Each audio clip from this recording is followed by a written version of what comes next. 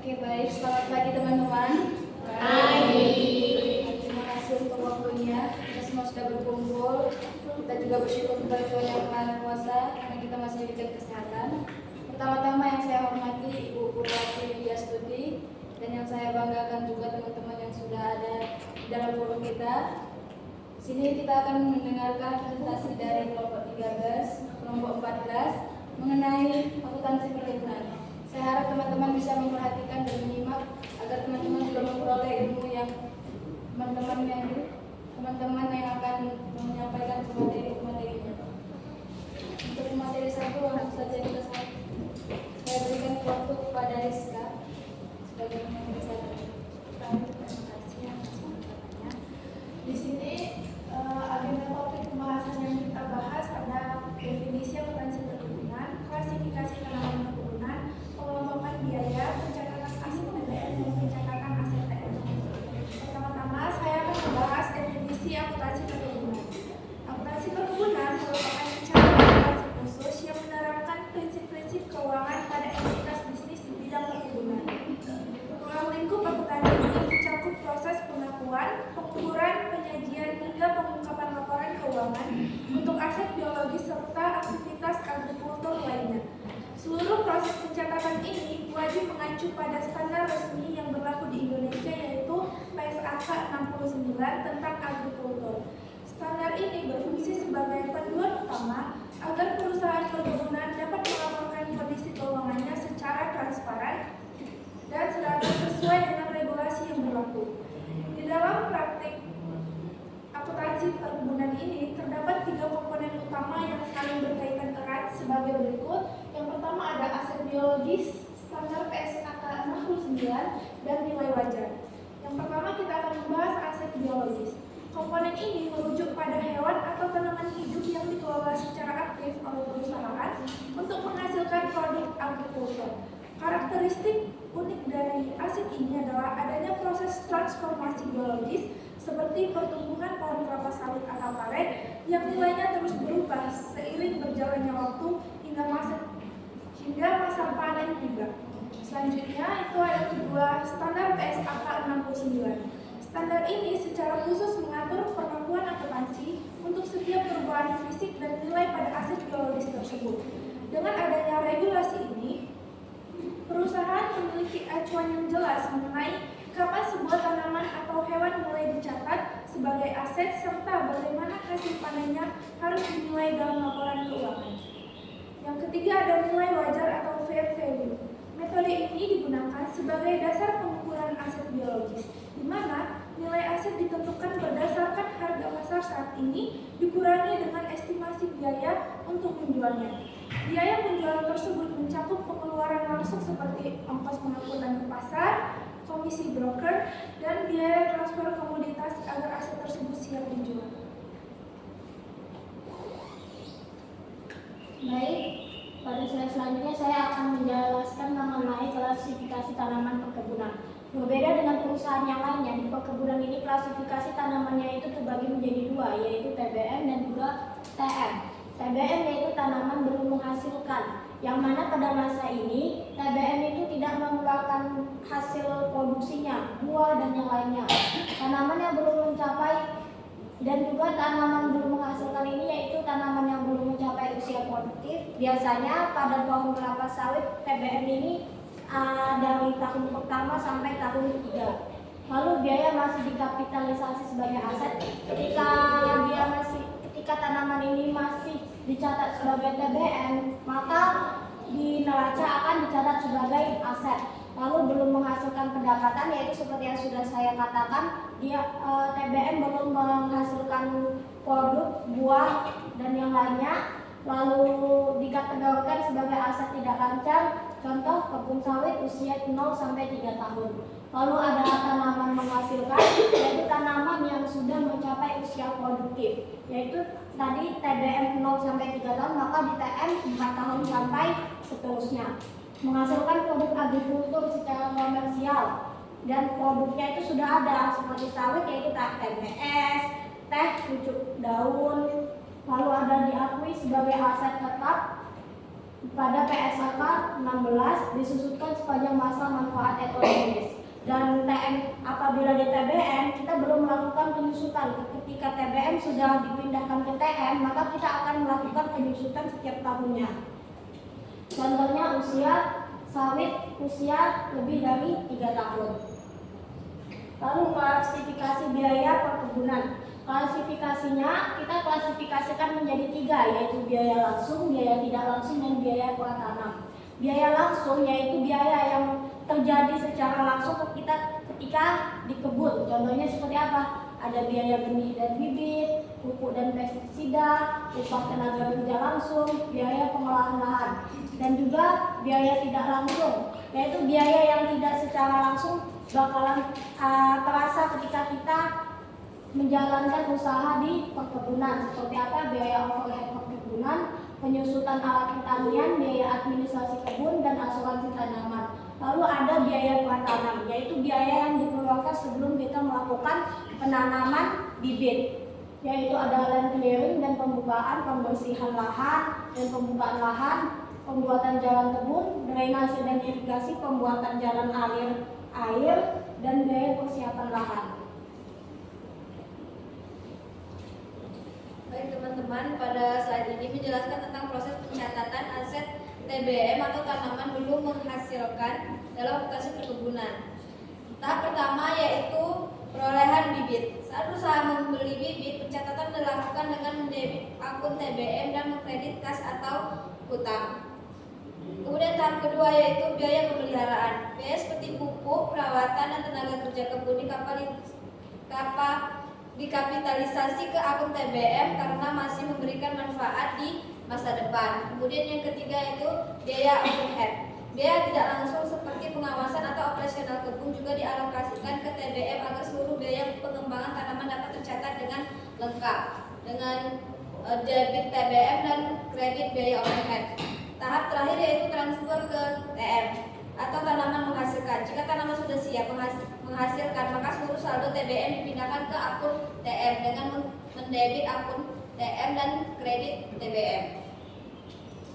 Untuk contoh jurnalnya itu misal biaya pupuk TBM 500, maka di jurnal debit tanaman belum menghasilkan 5 juta, kredit kas atau bank. Kemudian ada pencatatan dan penyusutan TM. Yang pertama yaitu transfer dari TBM ke TM. Ketika tanaman sudah mencapai usia produktif, semua biaya yang selama ini ditumpuk di akun TBM dipindahkan ke akun TM. Jurnalnya yaitu debit tanaman menghasilkan dan kredit tanaman belum menghasilkan. Artinya, aset yang tadinya masih dalam proses tumbuh sekarang resmi diakui sebagai aset tetap yang siap digunakan untuk menghasilkan pendapatan. Kemudian ada penyusutan TM. Karena TM sudah jadi aset tetap, maka wajib disusutkan seperti aset tetap lainnya. Penyusutan dicatat setiap akhir periode akuntansi, mencerminkan penurunan manfaat ekonomi dari tanaman seiring berjalannya waktu. Jurnalnya yaitu beban penyusutan TM dan kredit akumulasi penyusutan TM. Kemudian yang terakhir yaitu pemberhentian aset. Di sini dilakukan pemberhentian aset, nilai buku yang tersisa diakui sebagai kerugian. Jurnalnya yaitu akumulasi debitnya akumulasi penyusutan TM, kerugian pelepasan TM, dan kreditnya tanaman menghasilkan. Kerugian muncul karena tanaman sudah tidak bisa memberi manfaat ekonomi tapi nilai bukunya belum nol.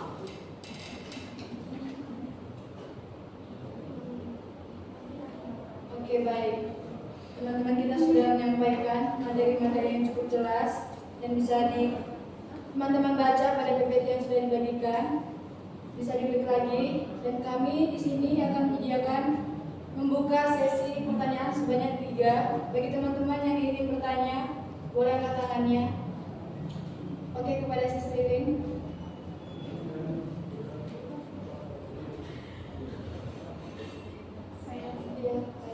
Perkenalkan, nama saya Lydia dari kelompok 13. Saya ingin bertanya kepada kelompok 14. Jika kebun kena hama dan nilainya turun, bagaimana perlakuan akuntansinya?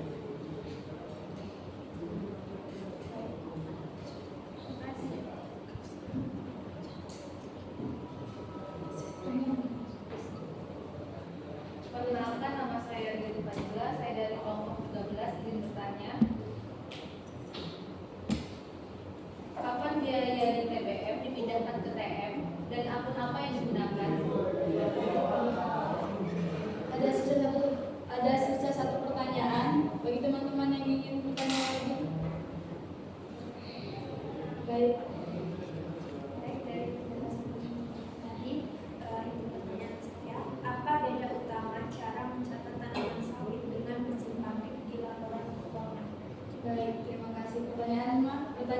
bagus-bagus.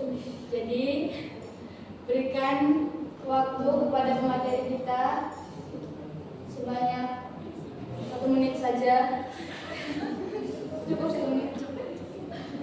Oke, terima kasih. Tunggu sebentar ya teman-teman.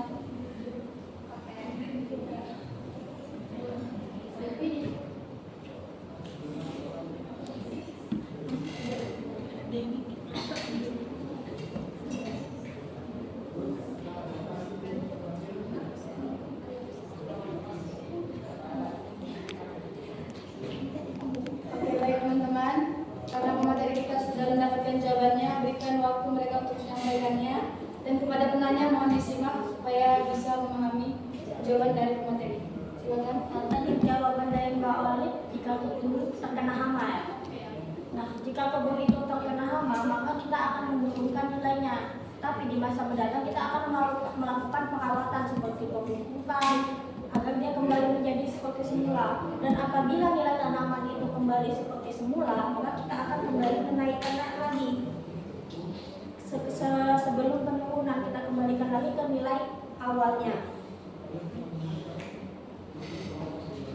Lalu kita juga mencatatnya, kita mencatat di ketika terjadi penurunan nilai, kita catat di jumlahnya seperti ini.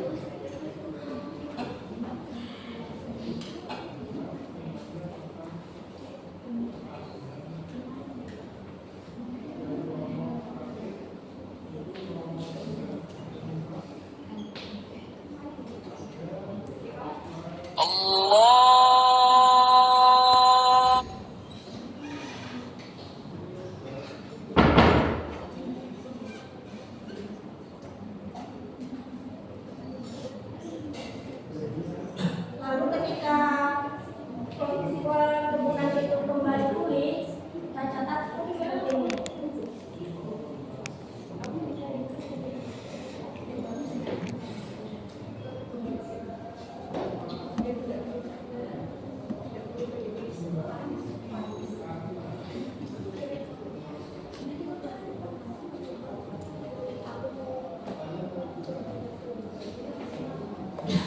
Ketika penurunan nilai kita catat di sisi debit untuk penurunan nilai di kredit aset biologis. Ketika pulih kita catat kita debit lagi aset biologis dan mengikuti pada pemulihan penurunan nilai.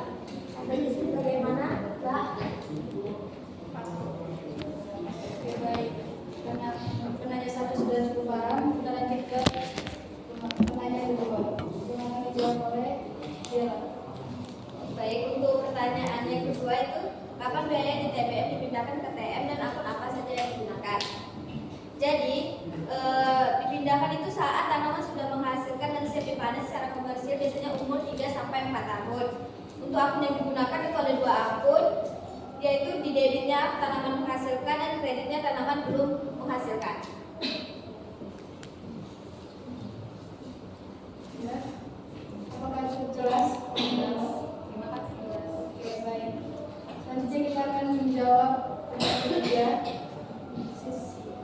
Kepada Rizka diberikan waktu untuk menjawab. Baik, terima kasih. Saya akan menjawab pertanyaan dari Mbak Iis, yaitu apa beda utama cara mencatat tanaman sawit dengan mesin pabrik di paparan ruangan. Nah, untuk mencatat tanaman sawit itu adalah termasuk ke dalam aset biologis di PSAK 69. Ini diukur dengan nilai wajar dikurangi biaya untuk menjual. Perubahan nilai wajar masuk ke dalam laba rugi.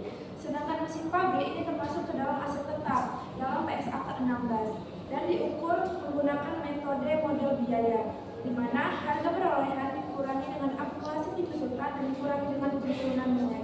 Perubahan nilai ini umumnya tidak diakui kecuali ada revaluasi. Baik, bagaimana Mbak Iis? Sudah cukup. Baik, terima kasih untuk jawaban yang sudah diberikan kepada pemateri dan kepada penanya-penanya juga. Di sini presentasi kami sudah dicukupkan. Jadi saya akan memberikan kesimpulan. Kesimpulan ini juga sudah ada di depan, teman-teman bisa baca.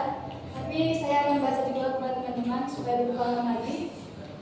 Akuntansi perkebunan adalah di mana mereka menerapkan prinsip akuntansi yang berbasis pada PSAK 69 dan PSAK 16 yang mengatur pencatatan aset biologis dalam usaha perkebunan.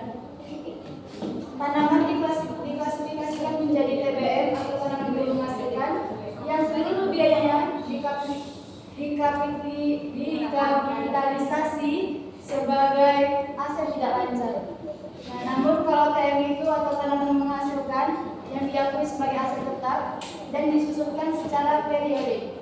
Biaya perkebunan dikelompokkan menjadi biaya langsung, biaya tidak langsung, dan pratanam yang semuanya dicatat secara sistematis mulai dari fase TBM hingga reklasifikasi PTM saat tanaman memasuki masa produktif.